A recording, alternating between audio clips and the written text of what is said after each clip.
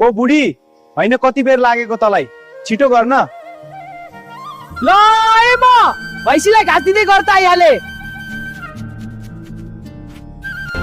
अघि नै दिएको भैँसीलाई घाँस, छिटो आइज। बल्ल राम्री देखिए। ल निस्के अब। होइन कति बेर गरे कि होस्। ल ढोका लगा, जाम। अनि तेरो माइत जाँदैछौ, खाली हात त जानु भएन नि।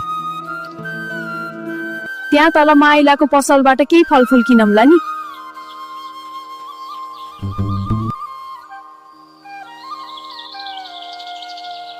के छ हो माइला, केरा र स्याउ कसरी दिएको छौ? ओहो नि, डुगुडुगिनी भएर कता।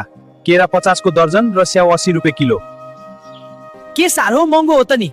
बजारमा त 30 रुपियाँ दर्जन केरा पाउँछ त। स्याउ चाहिँदैन। अनि बजारबाट यति माथि ल्याउन नि पर्यो नि। ल तिमी लैजाने भए 40 गरिदिन्छु। लौसो भए 40 को 1 दर्जन गर्देऊ।